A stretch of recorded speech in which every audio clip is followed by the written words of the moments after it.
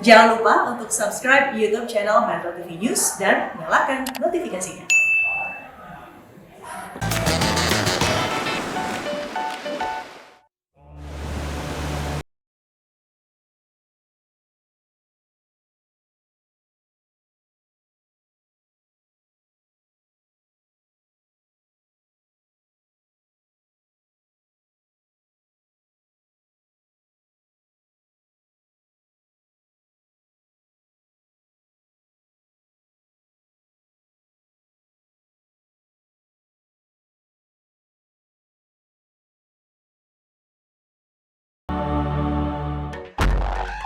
Halo kawan Susi, di episode kali ini kawan Susi akan dimanjakan dengan keindahan mahakarya para seniman Indonesia.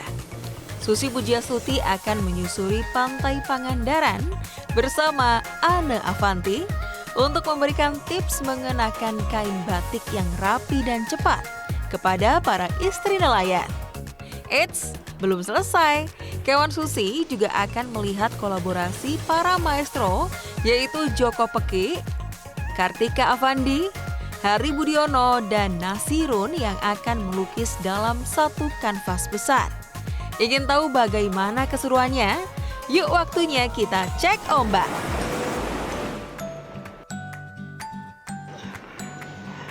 Kembali ke Susi Cek Ombak, ke laut saja.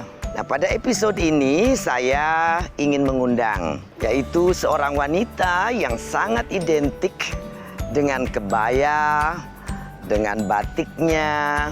Saya undang Ibu Anne Avanti untuk hadir berbincang bersama kita. Apa kabar Ibu? Salam sehat sehat selalu. Puji Tuhan. Ya. Susi Cek Ombak ini acara kita berbincang-bincang dengan kawan Susi, kawan laut. Sekali. Nah, ya. Ibu lihat di sini kanan kiri, inilah Pangandaran dengan segala keindahan. Maka Ibu jatuh lautan. cinta dengan Pangandaran. Ya, bukan jatuh cinta Bu, udah takdir memang saya harus hidup dan mencintai Pangandaran. Dan Karena, senantiasa menjadi berkat di Pangandaran. amin, amin. Saya dengar Ibu selama berapa hari ini sudah sneaking around. Iya.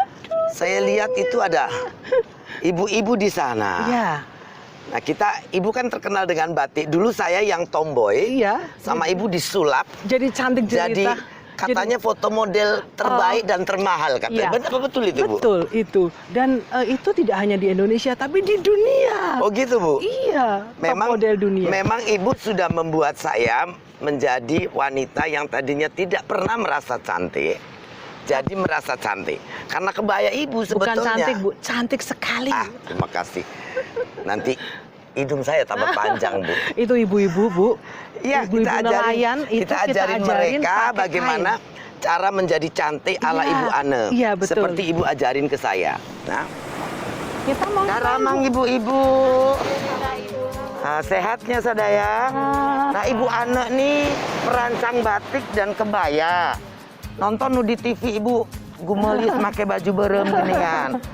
Nu mamatahan gelis Bu Anne.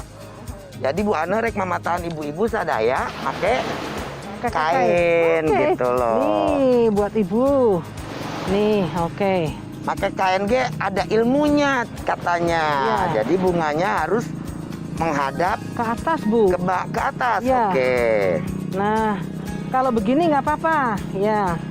Nah, ya, oke. Ya. Sekarang ini gini kan? Ya, ini ke belakang gini. Oke. Ya, gini ya. Terus tangan sebelah kanan ini lebih panjang daripada sebelah kiri. Kainnya. Oke? Ya, gitu. Ya, terus taruh di belakang sini. Gini. Taruh ke belakang. Ya. Udah?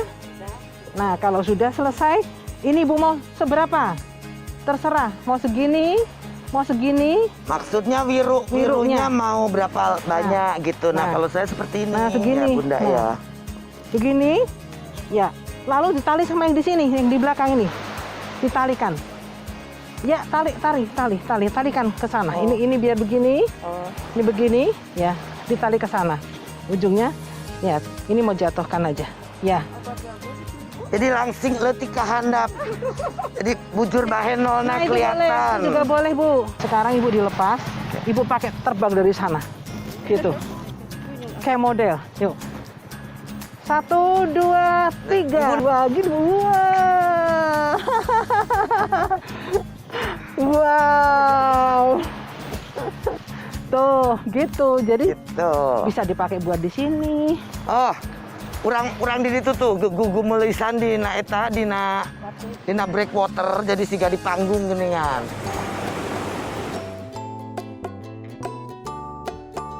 Nah, kawan Susi, saya sudah dipakein baju oleh Bu Ane suruh melenggak-lenggok di Catwalk.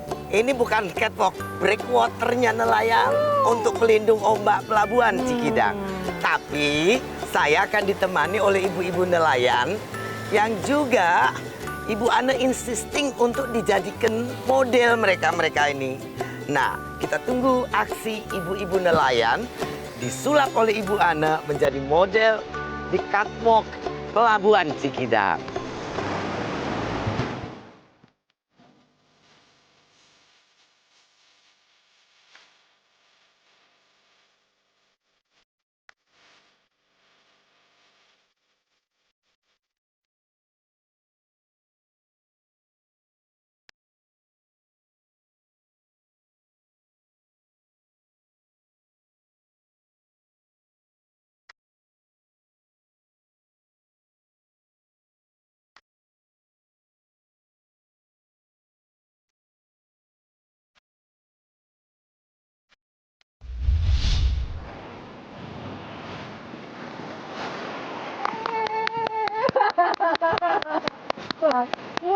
Keren.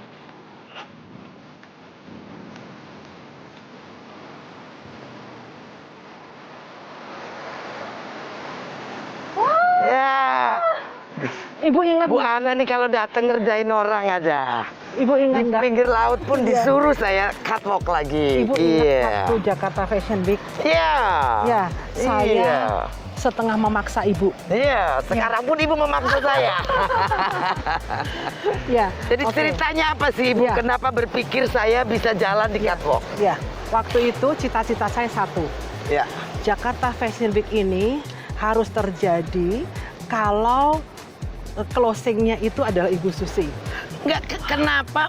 Ibu kan pertama waktu nyuruh saya pakai Iya. kebaya, terus kemudian Fashion Week, Jakarta Iya. Fashion Week. Kenapa saya? Ya, Perempuan cantik di Indonesia banyak, apalagi di Jakarta. Bu, tapi perempuan istimewa di Indonesia itu ada di Ibu. Menurut saya perempuan utuh gitu. Ibu tuh mau pakai daster istimewa, pakai celana panjang istimewa, celana pendek istimewa, nggak pakai sandal istimewa, pakai sepatu boot istimewa, kacamata putih, hitam, merah, apapun istimewa. Dan orang lain mengatakan gini, anak Avanti katanya bintang tamunya Susi Pujiastuti loh. Tapi diemin aja, nggak mungkin. Tuh, semakin saya dibilang tidak mungkin, semakin saya merasa bahwa tidak ada yang mustahil bagi orang percaya. Nah, terus waktu itu kebetulan ya saya iseng aja lempar-lempar. Ya kalau Bu Ane mau bayar buat bantu Palu saya mau. Karena Dan pas Ibu saya mintanya kegiatan, 10 kapal. wah, ya harus dong. Waktu itu jujur Bu, Jadi saya sebetulnya karena saking ogahnya gitu loh, nggak habis pikir kenapa Bu Ane nyuruh saya jalan lagi di catwalk gitu loh. Iya. Pas kebetulan saya lagi cari dana buat Palu, makanya kalau Bu Ane mau bayar segini ya mau saya. mengatakan sama Ibu, oke Bu, Ibu tantang saya memberikan 10 kapal nelayan, saya merasa bahwa saya pasti bisa. Dan ternyata puji Tuhan, Tuhan izinkan semuanya terjadi dan indah banget. Bu, itu pergelaran terindah sepanjang industri fashion di Indonesia. Tapi memang pemirsa, satu hal dari Ane Avanti adalah insistingnya dan determinationnya untuk Ibu Ane. Ya. Kalau namanya insisting dan determination itu ya harus. Ya. Harusnya Harus. tuh harus. Nanti WA tuh bisa sehari 20 kali. Nah, kawan Susi, kita akan masuk ke segmen Dapur Susi masak udang pandemi. Ya. Jadi tetap di Susi Cek Ombak ke laut laut aja. saja. Lautnya beneran kali ini. Ibu desain kebaya, batik. Nah, belajar masak dari mana, Bu? Kalau orang baik itu mau jadi apapun juga, dia selalu baik kapanpun juga. Nih lo lihat.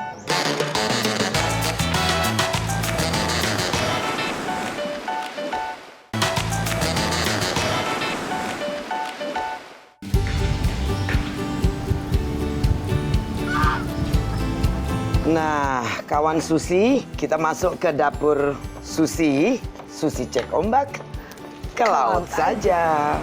Kawan Susi, Chef Anne hari ini mau membantu kita semua Iya. memasak udang dengan rempah-rempah.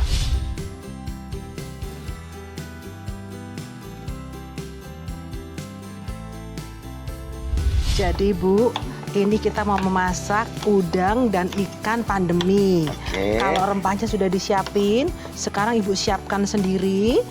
Yang Petenya nggak dibelah-belah, Bu? peteknya boleh dibelah-belah. Nah, nih petenya suka-suka. Nah, tapi mungkin nggak pedes ini Bu, kalau segini cabenya tak tambahin ya, biar pedes banget ya. Oke, Ibu teruskan, petenya banyakin lagi. Bu, ini udangnya memang di Pangandaran tuh betul-betul udangnya sangat spesial ya Bu. Segar. Segar semuanya nih. Ini Endeavor ini selalu bertelur, Bu, udangnya.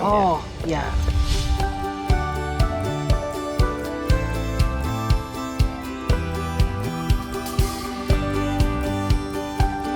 Ibu kan selama ini saya cuma tahu Ibu desain kebaya, batik. Nah, belajar masak dari mana, Bu? Sebetulnya saya ini hobi Bu, hobinya masak gitu. Jadi Untuk saya- anak-anak, untuk keluarga. anak-anak, Oke. ya.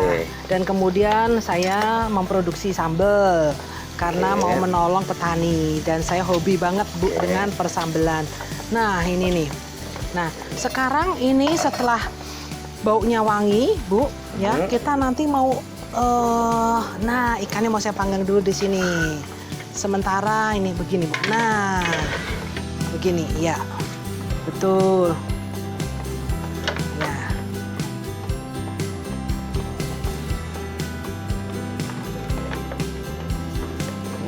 Nah, ya.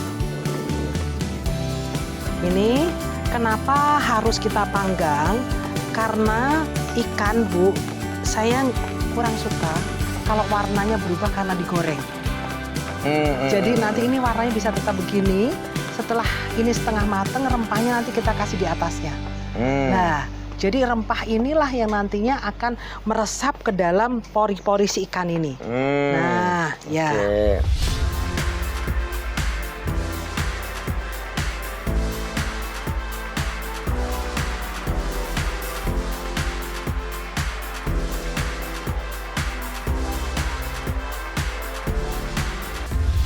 Aduh, ini berapa lama nih, Bu?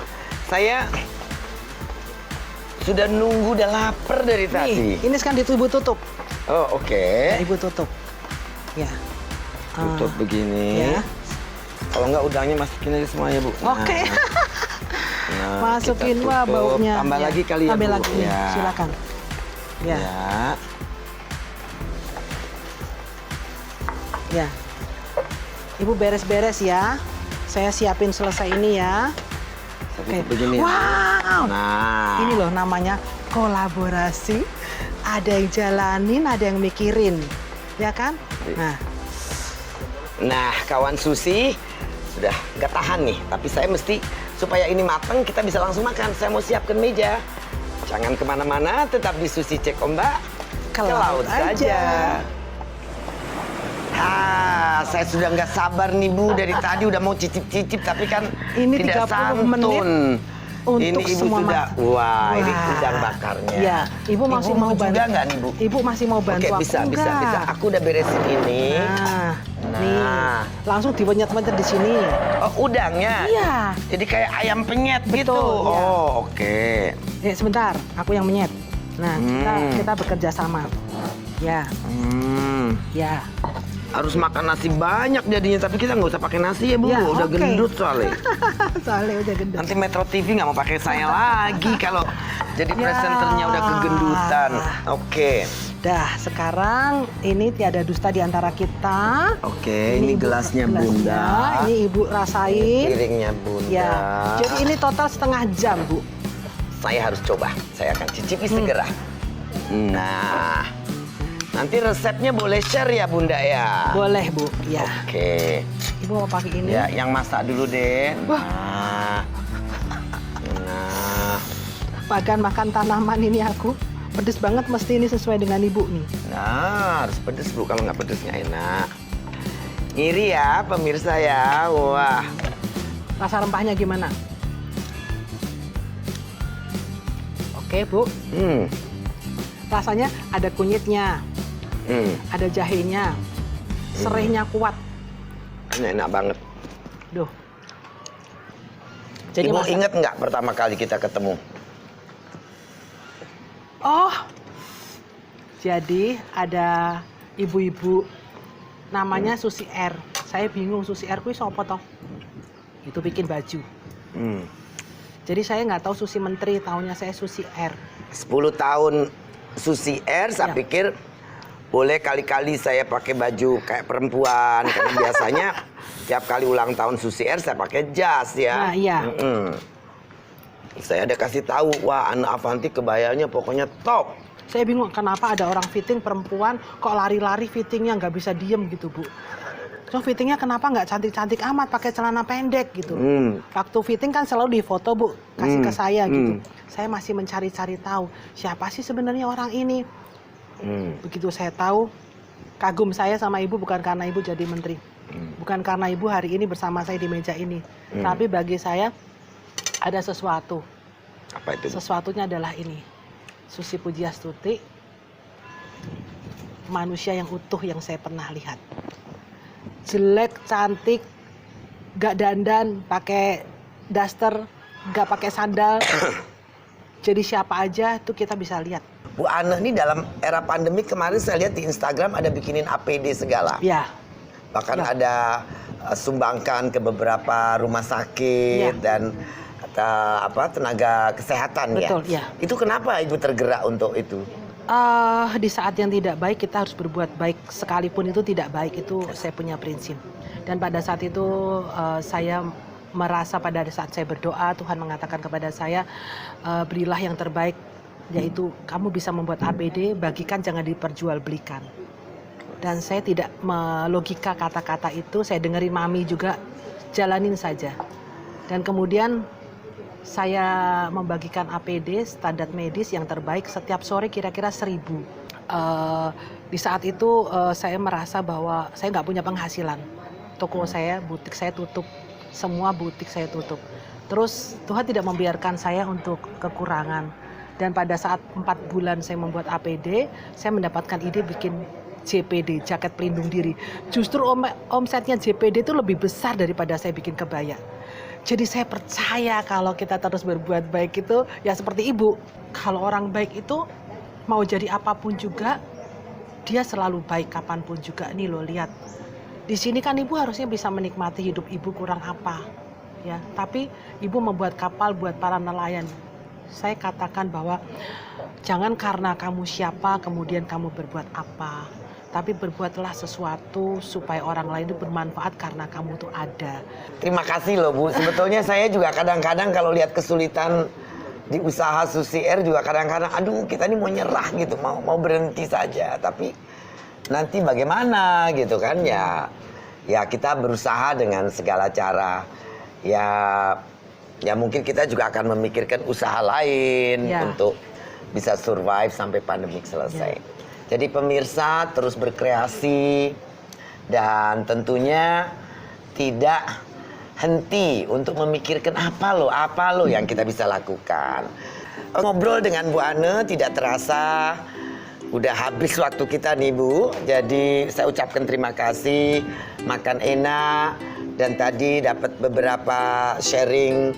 Sebetulnya sharing kesusahan kadang-kadang juga membantu kita untuk kuat. Jadi ya kita sama-sama menyiasati untuk tetap survive di era pandemik ini. Saya ada kiriman dari netizen sepatu yang nanti akan saya coba untuk kita lihat bagaimana. Batik katanya, Bu. Oh gitu, sepatunya Iya, dari batik. katanya. Wah, luar biasa.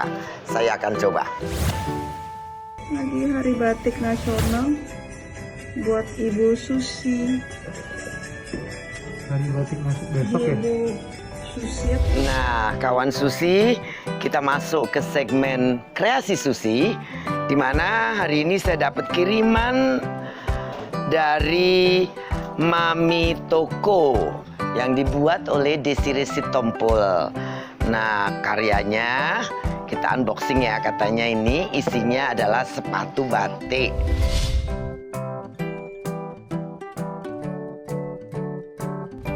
Bagus juga ini, warnanya luar biasa. Biru seperti laut. Satu lagi. Wah, ini kanan kiri berbeda. Milenial banget.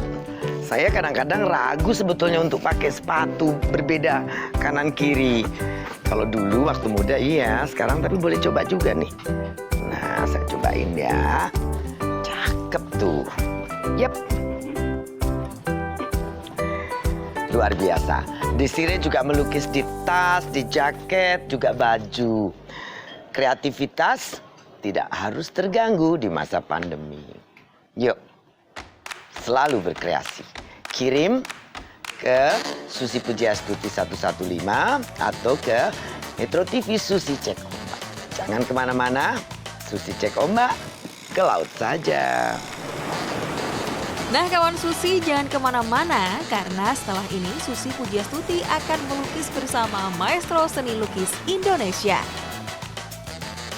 Nah, maka Mami bilang pada suatu hari aku kalau sudah habis pameran tak kumpulin duit, terus mengumpulkan teman, kepingin membuat satu koleksi karya perempuan. Bu Susi bisa mengumpulkan seniman yang tertua di Indonesia.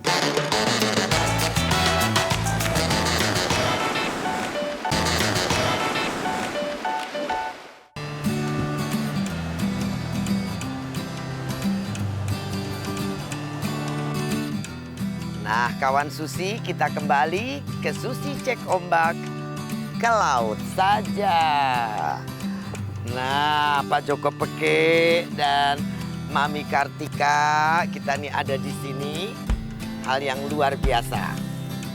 Nah, kita ingin melakukan beberapa perbincangan untuk kawan-kawan Susi supaya mengenal lebih tentang seni rupa Indonesia. Nah, pertama saya wawancara Mami dulu, lady first.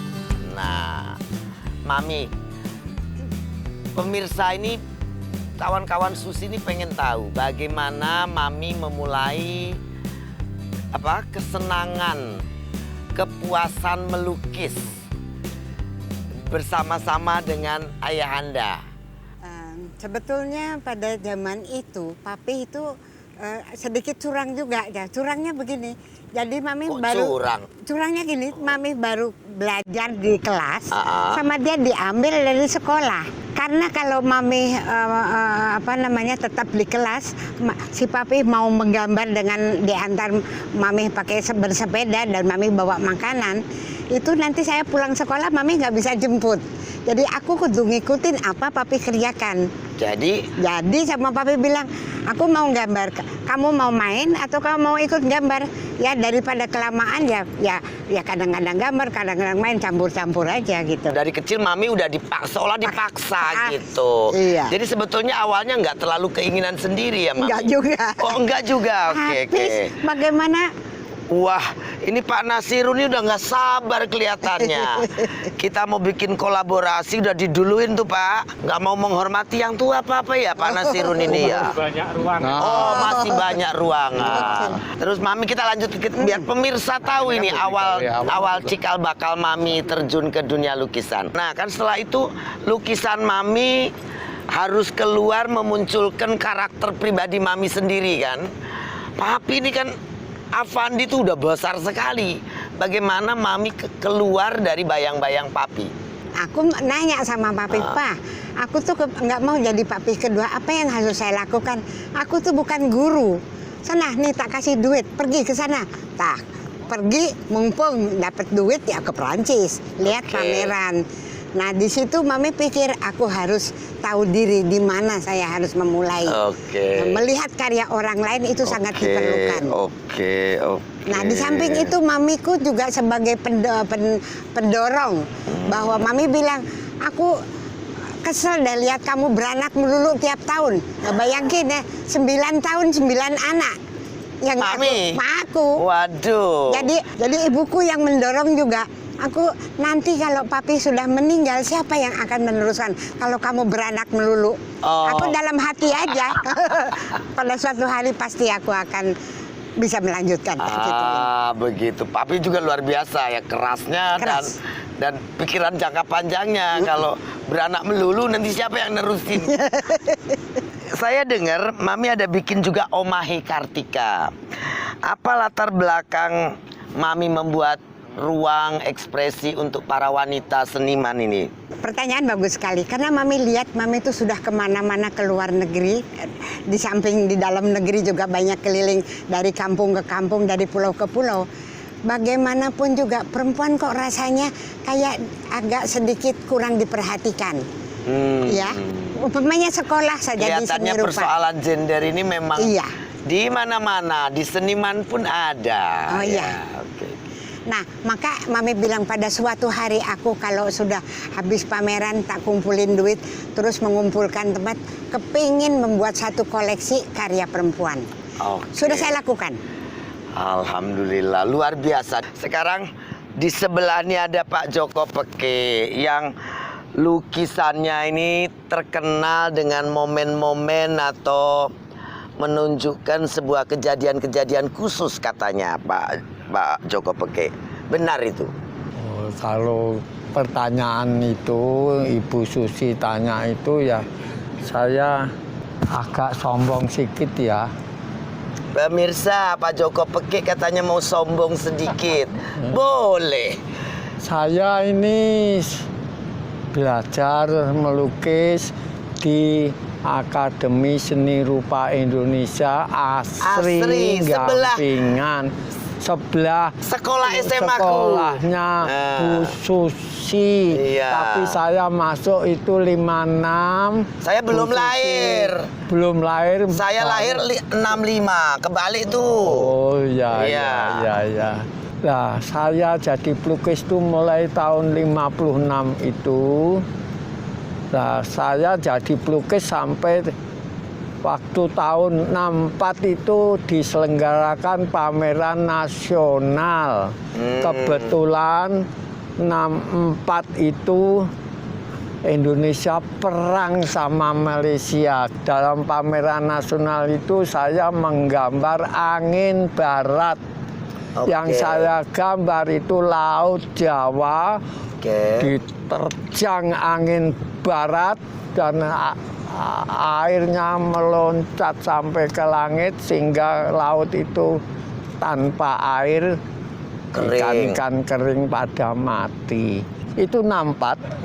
65 kok terjadi bangsa Indonesia terjadi pembunuhan besar-besaran. Itu apa saya ngeramal atau apa saya nggak tahu.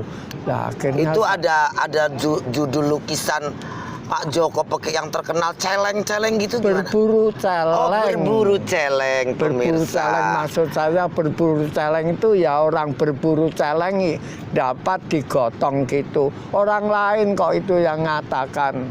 Yang saya gambar itu bukan ada maksud apa-apa ya, karena rumah saya waktu kecil itu di kampung Purwodadi, di tepi hutan jati. Banyak orang berburu celeng. Kalau pagi dapat celeng dipikul itu. Saya melukis berburu celeng. Orang lain dimaksudkan lain-lain, ya itu terserah tanggung jawab Anda. Memang gitu. kadang-kadang publik itu, apalagi yang kalau situasi politik sedikit bagaimana, selalu diimpresikan tuh ditarik-tarik. Ya, Padahal Pak Joko Peke ini cuma melukis. Ya, kalau istilah Jawa itu greget hati. digatuk-gatuke. Digatuk-gatuke, Dicocok-cocokkan. iya. ada satu lukisan terbaru yang sempat menghiasi berita nasional kita, yaitu salah satu lukisan Pak Joko Peke yang dibeli pemerintah waktu itu.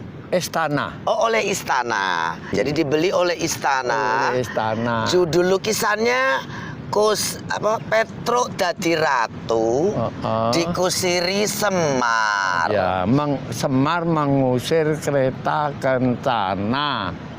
Mengusiri kan, jadi dia menjadi menarik kendali kereta kencana. Ini tentang apa ini sebetulnya? Dikatuk-katuk ke? Saya tidak tanya pemirsa, saya nanya. Kalau mau suara hatinya Pak Joko Peke ini apa sebetulnya? Kalau mau gatuk-gatuk ke itu bisa gatuk juga. Apa itu gatuk? Artinya megang kendali itu kan sopir. Sopir. Mengarahkan ke kiri, ke kanan apa terus. Itu Semar megang kendali. Silahkan gatukkan sendiri. Oh gitu. Itu lukisan saya. Oh. Apa perbedaan seniman muda dari sisi budaya kesenian nih untuk dua senior ini? Ya, kesenian Indonesia ini sekarang sangat luas sekali berkembang. Yang muda lebih berkembang sama yang tua. Artinya begini, yang tua itu lahir zaman revolusi 45, itu tema-tema karya lukisannya, bahasanya itu berjuang mempersatukan bangsa untuk mengusir penjajahan Belanda. Lah sekarang yang muda tidak ada penjajah lagi. Sekarang yang muda ini lebih hebat lagi karena apa?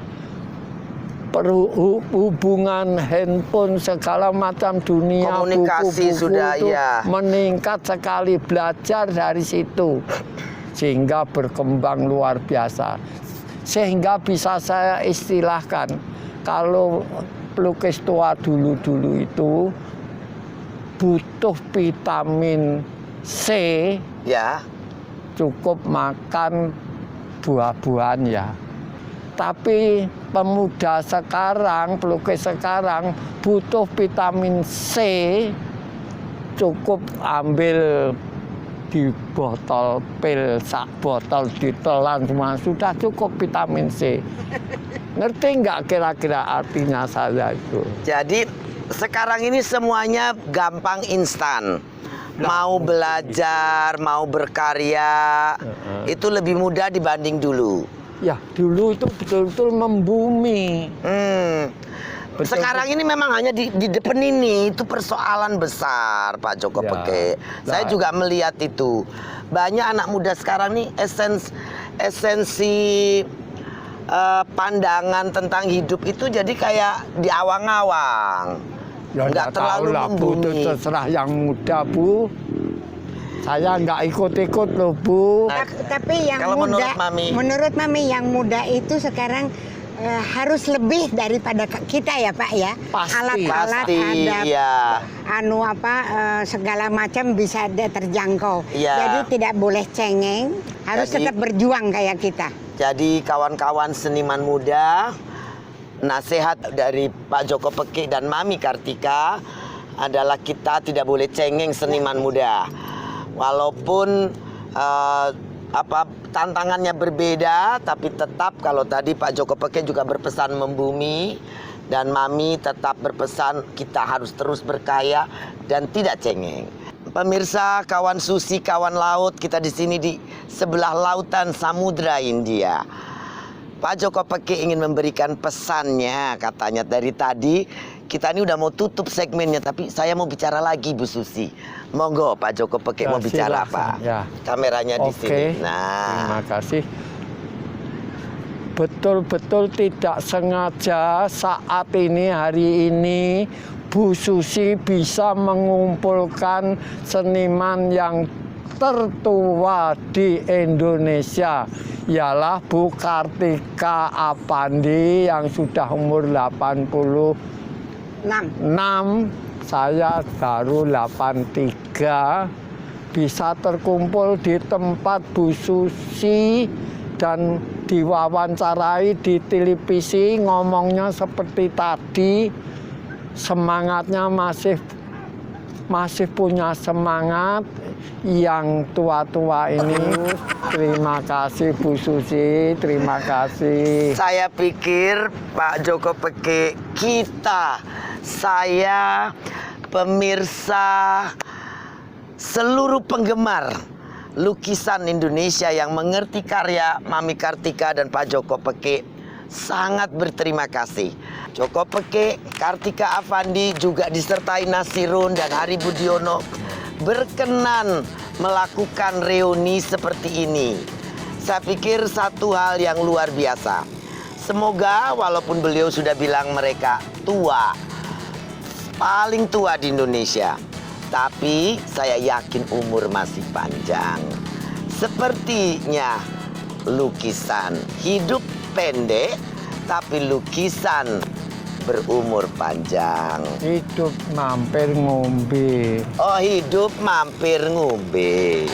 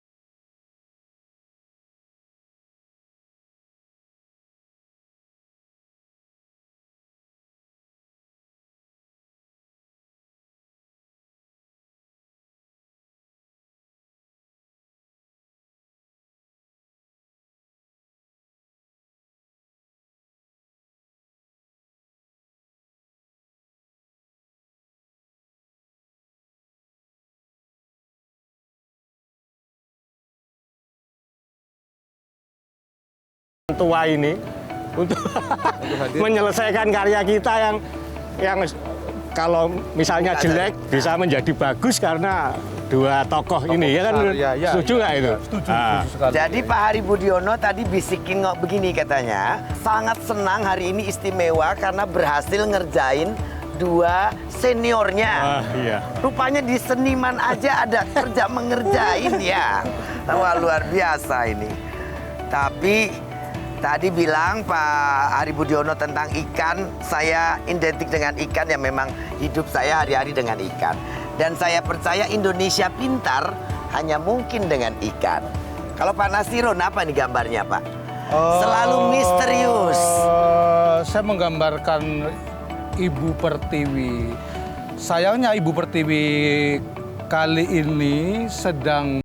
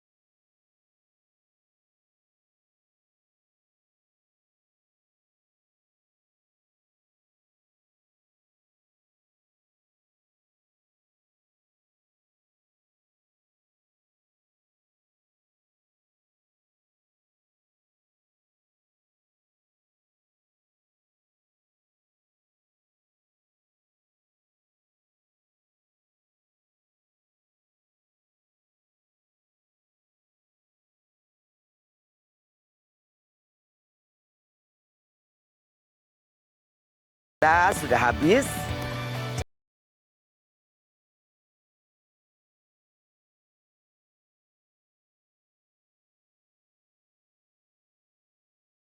Pak, ke laut saja. Kawan laut, modernisasi seharusnya tidak dijadikan alasan untuk terkikisnya budaya negeri ini. Terutama batik, mahakarya yang menunjukkan identitas bangsa dan menyiratkan banyak pesan filosofi dalam setiap garis yang ekspresif. Melestarikan budaya dan seni sama dengan menghargai warisan leluhur Ibu Pertiwi. Bersama para seniman, mata hati kita dibuka tentang seninya untuk mencintai dan menghargai kehidupan kita. Layaknya sebuah elegi cinta, memahami badai gelombang hidup tidak perlu dipaksa harus mengerti, melainkan cukup dengan diterima.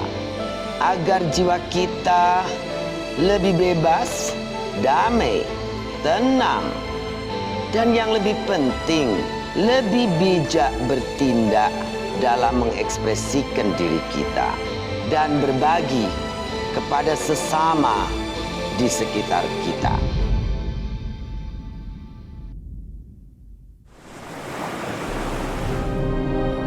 Oh gitu. Mutiara untuk Susi, Cek Ombak, dan Kiki.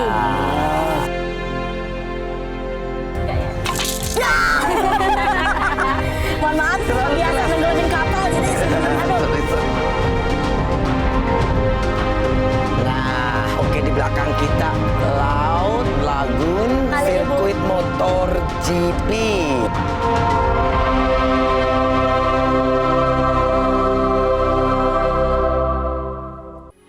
Metro TV, knowledge to elevate.